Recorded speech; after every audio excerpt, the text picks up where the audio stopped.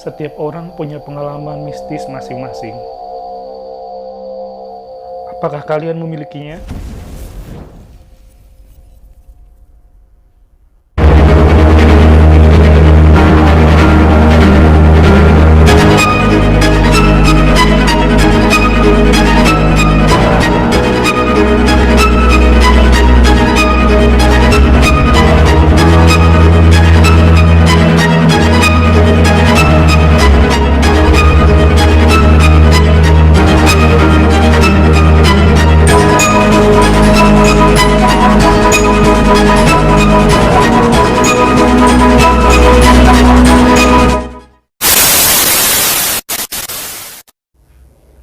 Halo gengs, balik lagi ketemu lagi dengan gue, Rio Wow.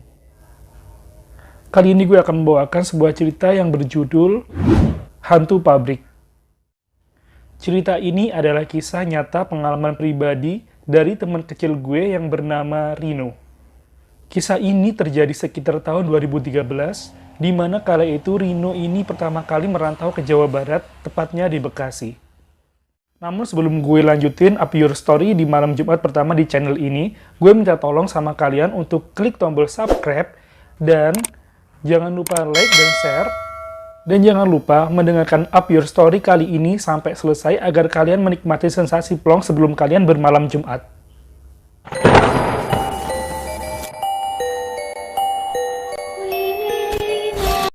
Dan untuk kalian penghuni baru di channel ini, informasi aja, channel ini akan upload video setiap harinya, di mana channel ini berisi tentang session up to you, yaitu gue akan membahas tentang info-info yang lagi viral di dunia ini.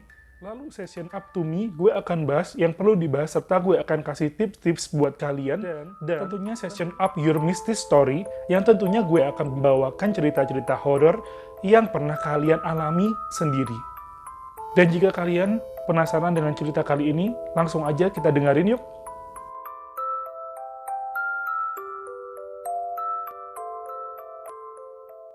Rino di tahun 2013 memutuskan untuk merantau ke Jawa Barat. Rino ini berasal dari sebuah kota yang terkenal wingit di Jawa Timur. Rino diterima di sebuah pabrik yang kala itu terkenal bonafit dengan produksi komponen elektronik yang lumayan terkenal kala itu.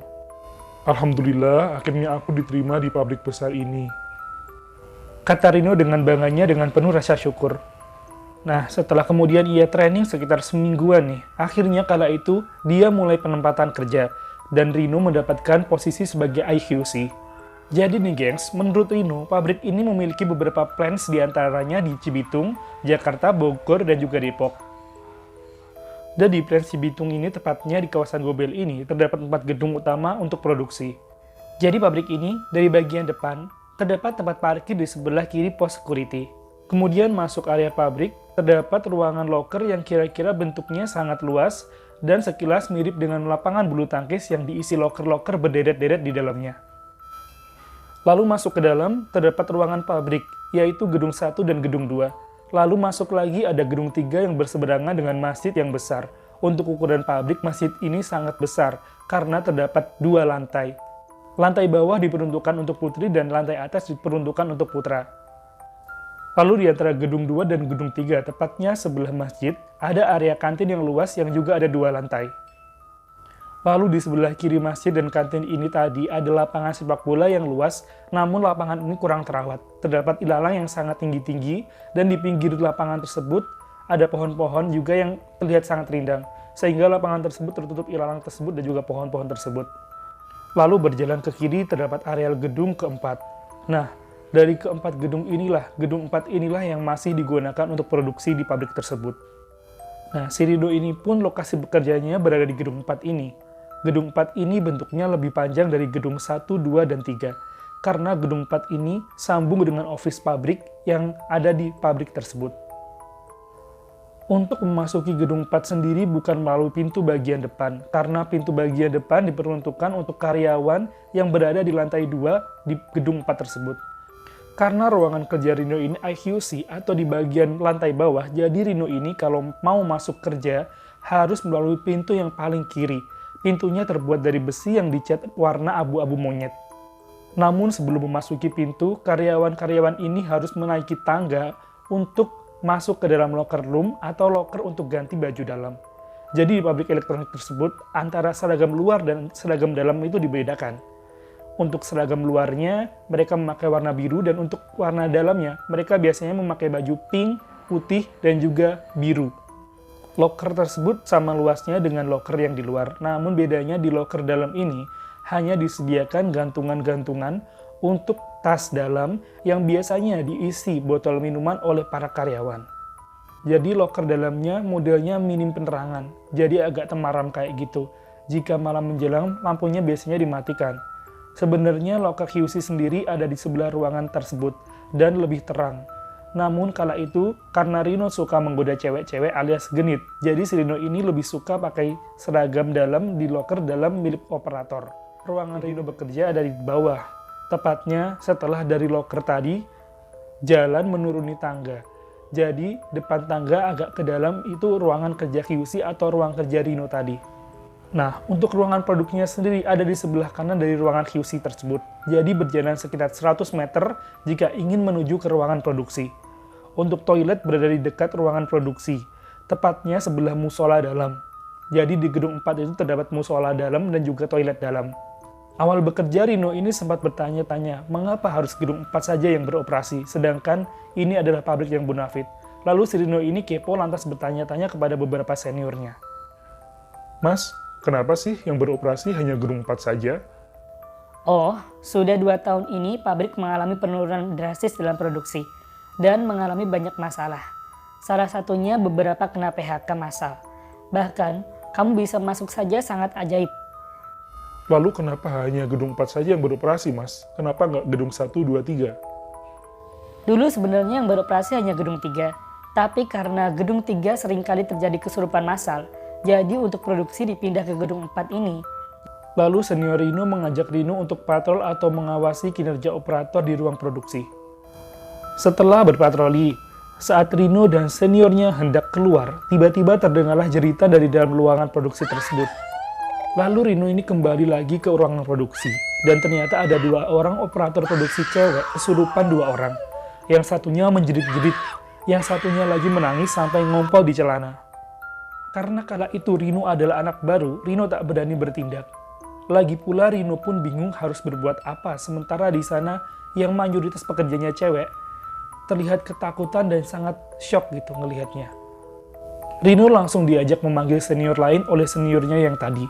Lalu beberapa senior dan engineering datang dan dari mereka ada yang bisa mengobati orang kesurupan. Akhirnya kedua orang cewek yang tadi kesurupan digendong bareng-bareng menuju ke dekat musola dalam. Keduanya masih kesurupan. Lalu sang senior yang bisa mengobati tadi meminta agar yang di situ membaca Al-Fatihah bersama-sama. Dan senior itu membacakan doa-doa yang akhirnya kedua cewek tadi sadar. Lalu setelah beberapa hari adem ayem, tak ada lagi kejadian aneh-aneh, ada lagi cerita mistis. Sebut saja Nita dan Feli. Biasanya kalau shift 3 itu tugas QC hanya patroli di ruang produksi. Dan kala itu, Rino ikut patrol bersama seniornya sebut saja Wahyu. Rino dan Wahyu malam itu patrol berdua di ruang produksi. Biasanya tugas Rino ini membantu leader untuk kontrol produksi, entah laporan ke leader produksi tentang barang NG, ataupun material yang habis, atau bahkan sekedar menegur jika ada operator yang kerjanya kurang serius atau bercanda. Malam itu kira-kira malam Jumat. Dikala waktu datang tibanya kantuk, tiba-tiba, Rino, tolong anterin aku dan Feli ke toilet dong. kata Nita nyamperin Rino. Langsung Rino mencarikan ganti operator pengganti untuk Feli dan Nita agar produksi itu tetap berjalan. Lalu berangkatlah Rino mengantarkan Nita dan Feli ke toilet. Jadi menuju toilet itu kalau di shift 3 lampu dimatikan, hanya menyala saja di musola jika waktunya sholat. Rino, kami ke toilet dulu. Jangan ditinggal dan jangan masuk. Iya, kagak masuk gue mah. Lalu Feli dan Nita masuk toilet yang kira-kira besarnya 3x4 dan itu bersebelahan dengan toilet cowok. Karena di luar Rino merasa iseng, merinding. Lalu akhirnya Rino masuk ke dalam toilet cowok. Nggak beberapa lama terdengarlah 2 cewek tadi menjerit ketakutan dan terdengarlah suara mereka lari dari toilet tersebut. Langsunglah Rino keluar dari toilet dan mengejar mereka berdua. Sesampainya di ruangan produksi, Feli dan Nita tadi marah-marah ke Rino karena mereka pikir Rino meninggalkan mereka karena mereka nggak melihat Rino gitu di depan toilet tersebut. Setelah tenang, akhirnya si Feli dan Nita tadi cerita. Menurut mereka, saat mereka ke toilet, si Feli dan Nita tadi berbarengan masuk ke dalam toilet masing-masing. Dan mereka pun juga akhirnya keluar toiletnya bareng-bareng nih. Tadi kan di toilet ada 2 pintu tuh. Terus mereka keluar bareng. Lalu mereka bersih-bersih sambil berkaca, terus sambil sesekali bernyanyi sambil berkaca. Mereka tetap bercanda, dan juga saat mereka bercanda, tiba-tiba ada yang tertawa. Sejenak mereka saling memandang satu sama lain, dan mereka menoleh ke arah atas toilet yang semi permanen tersebut. Ternyata mereka melihat wanita dengan rambut yang sangat panjang, bermuka pucat memakai daster lengan panjang berwarna putih. Wanita tersebut memainkan rambutnya ke samping, lantas duduk di atas triplek toilet semi permanen tersebut. Lantas Feli dan Nita refleks kaget sampai mereka teriak dan kabur dari toilet tersebut. Sialan tuh setan, tiba-tiba nongol gitu aja. Mana celana gue robek lagi karena kepleset pas mau lari tadi. Celoteh Nita ketus sambil memplester celananya yang robek memakai solasi. Sontak cerita dari Nita dan Feli tersebut menjadi bahan gosip selama shift 3 kala itu. Alhasil, Rino menjadi langganan mengantarkan ke toilet para operator yang notabene adalah cewek-cewek ABG yang labil tersebut. Sejak kejadian tersebut, mereka jadi sering memilih menahan kencing hingga waktu istirahat makan pukul 2 pagi. Atau mereka menunggu waktu sholat subuh pada pukul 4 pagi untuk membuat hajat mereka jika memang tidak ada yang mengantarkan mereka ke toilet. Pernah juga kejadian di toilet pria. Kala itu teman lawan shift Rino, sebut saja si Jafar, mengalami kejadian itu sendiri. Alih-alih takut, teman Rino ini menantang kala Rino menceritakan kejadian tersebut. Halah, buat apa sih takut sama yang begituan? Mau ke toilet mah ke toilet aja kali. Kalau setannya nongol, ntar gue perkosa. Kata teman Rino sambil berkelakar. Lalu sekitar sehabis istirahat setengah 3 pagi, di saat teman Rino tersebut benar-benar ingin ke toilet. Dengan santainya dia ke toilet sendirian. Namun saat sedang asik membuang hajatnya, tiba-tiba teman Rino ini mendengar suara cewek menangis dan merintih kesakitan. Kemudian saat dia keluar dari toilet dan membuka pintu, tiba-tiba dia melihat sosok cewek di depan pintu tersebut masih sama. Cewek yang berambut panjang memakai daster warna putih, namun kali ini cewek tersebut terlihat menunduk. Alih-alih masih bisa meremehkan, Jafar teman Rino ini pun menjerit sekencangnya, lantas berlari meninggalkan toilet tersebut. Lalu beberapa hari kemudian, cerita tak kalah menakutkan dari operator produksi. Sebut saja namanya Mila dan Wulan. Jadi, ceritanya Mila dan Wulan ini sedang terkena musibah banjir kala tahun 2013 waktu itu. Kontrakan kedua cewek tersebut terkena imbas banjir akibat derasnya hujan yang turun di malam 2013 kala itu. Kemudian karena mereka tak ingin merepotkan teman mereka dan tak ingin menyusahkan siapapun, akhirnya mereka memutuskan menginap di loker dalam pabrik tersebut. Kala itu Mila dan Wulan terkena shift 2 yang dimulai jam 4 sore sampai jam 11 malam. Kemudian karena mereka merasa malu dengan lawan shift mereka yang shift 3, mereka pun memilih bersembunyi di loker paling pojok dan lampu mereka padamkan untuk agar tidak dilihat oleh siapapun. Sekitar jam 1 malam, keduanya terlelap di atas loker tersebut. Mereka beralaskan kardus dan berbantalkan tas yang mereka bawa dari loker bawah tadi. Saat keduanya terlelap, tiba-tiba ada yang menarik kaki Mila. Sontak Mila pun ini terbangun, membangunkan Wulan yang tengah terlelap juga kala itu. Saat keduanya terbangun, Wulan tiba-tiba ingin buang air kecil. Namun karena rasa malu dengan lawan shift 3 yang saat itu masih belum istirahat, mereka memutuskan untuk menuju kamar mandi luar dekat kantin yang ada di dalam pabrik tersebut. Saat mereka menuju pintu keluar loker, tiba-tiba sekitar jarak 5 meter mereka melihat sesuatu yang hitam, besar, namun sosok tersebut tidak bergerak. Kemudian keduanya memperhatikan sosok tersebut. Tiba-tiba sosok itu bergerak dan menoleh. Di kegelapan loker tersebut, Mila dan Wulan menyaksikan sendiri dengan mata kepala mereka, sosok tinggi besar berbulu bermata merah, tengah duduk di depan mereka sekitar jarak 5 meter dari mereka berdiri. Mereka yang kaget sontak menjerit refleks, lalu keduanya pun ditemukan pingsan oleh shift 3 yang hendak istirahat pada jam 2 pagi kala itu. Kejadian tersebut sontak menjadi perbincangan kala itu.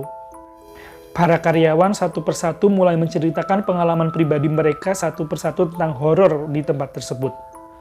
Hal tersebut menjadi perbincangan yang hangat, sampai-sampai para karyawan yang mayoritas cewek tersebut, kemana-mana mereka memilih bergerombol seperti Cherry Belle.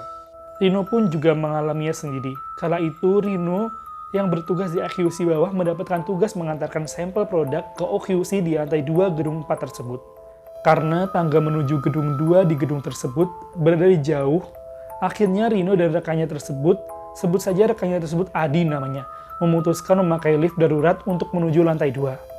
Setelah mereka menekan tombol lift untuk dijalankan ke lantai 1, lift yang tengah tertutup tersebut terdengar sangat ramai suara gaduh, suara orang ngobrol, suara cewek-cewek bercanda, dan bahkan ada yang tertawa sangat keras.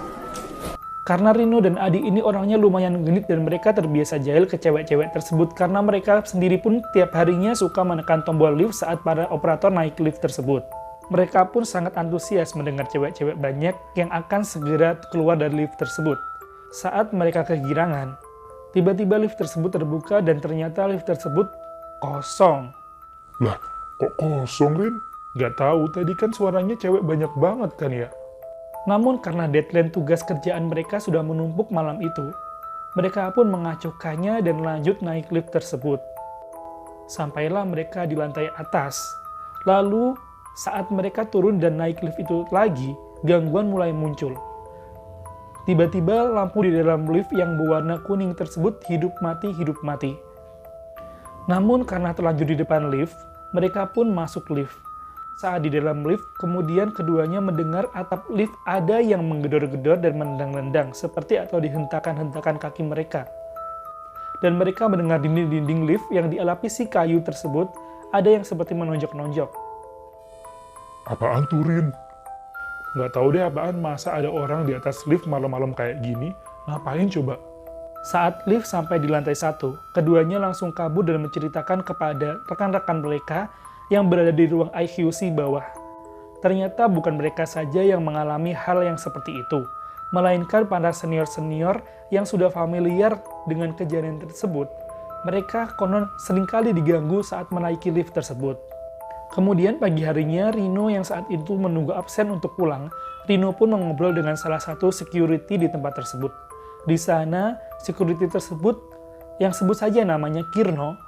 Lalu Pak Kirno pun menceritakan pernah juga mengalami hal aneh saat patroli malam di gedung 3 yang terkenal mistis dan angker tersebut.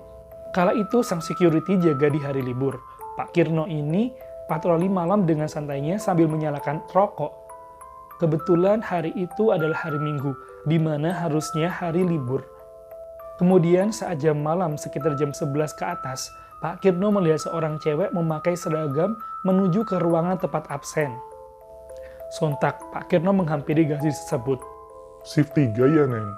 Iya Pak, mari Pak. Iya, Neng, mangga-mangga, Neng. Kemudian gadis itu seperti terlihat terburu-buru meninggalkan Pak Kirno. Di situ anehnya si gadis memasuki gedung 3 yang kosong. Pak Kirno yang hanya bisa memperhatikan dari jauh lantas tersadar. Lah, gedung 3 kan udah lama kosong. Lama nggak beroperasi. Kok tuh cewek masuk ke sana? Lalu Pak Kirno pun bergegas memeriksa gedung 3. Pak Kirno ini pun takut kalau gadis tadi adalah anak baru yang nyasar ke gedung 3 dan salah masuk ke gedung 3 tersebut. Jarak kira-kira 3 meter dari pintu gedung 3. Pak Kirno pun mendengarkan hal yang aneh. Pak Kirno pun mendengar suara mesin-mesin beroperasi di gedung 3 yang sudah kosong tersebut. Lah, mesin kan udah dipindahin ke gedung 4 semua. Kok ada suara mesin? Lalu Pak Kirno membuka pintu dan berniat menelusuri gedung 3 tersebut. Dan ternyata kosong dan hening. Bahkan lampunya pun tidak menyala sama sekali. Bulu kuduk Pak Kirno pun berdiri dan satpam tersebut langsung bergegas meninggalkan gedung 3 tersebut lantas menceritakan kepada teman-temannya. Hal-hal mistis sebenarnya sangat banyak dialami masing-masing pekerja di pabrik tersebut. Kala itu pabrik mengalami produksi yang sangat tidak masuk akal. Kemudian saat itu Rino shift 3. Kemudian Rino yang kala itu setelah istirahat bergegas menuju ke musola dalam di pabrik tersebut. Rino melihat beberapa orang seperti paranormal membawa semacam kemenyan atau bakar-bakaran mengelilingi pabrik tersebut. Ada sekitar 5 atau 6 orang memakai baju hitam-hitam dan memakai ikat kepala. Bahkan mereka sebelum berkeliling, mereka sempat berjamaah dan berzikir di dalam musola tempat Rino berbaring.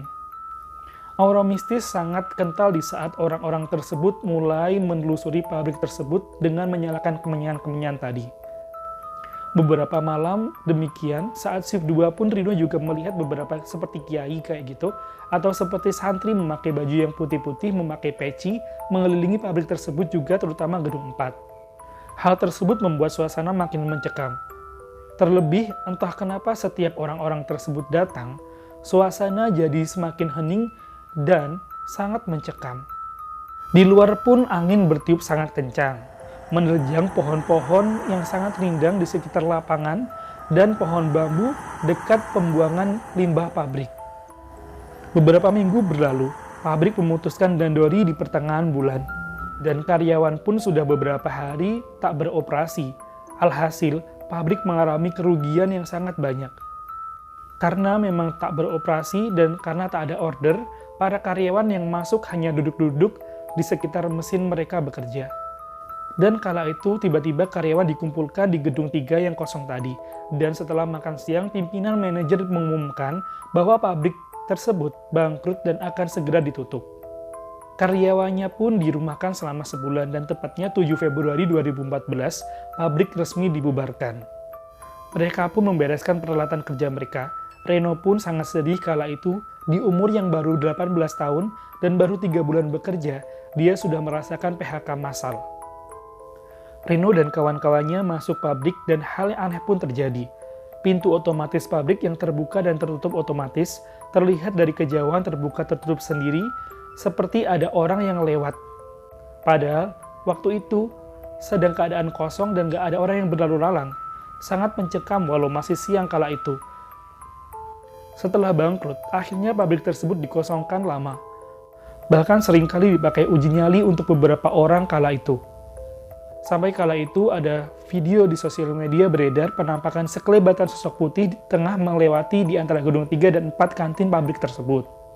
Namun kini pabrik tersebut hanya tinggal kenangan, karena sekarang pabrik tersebut telah diratakan dan digantikan dengan sebuah bangunan yang megah, sebuah bangunan yang baru yang difungsikan sebagai gudang.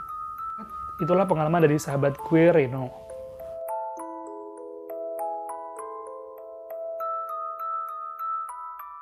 Dan buat kalian yang ingin mendengarkan cerita-cerita selanjutnya dari channel ini, jangan lupa tekan subscribe, like, dan komen, serta share, agar kalian bisa mengikuti cerita-cerita selanjutnya. Setiap orang memiliki kisah horor masing-masing. Apakah kamu salah satunya?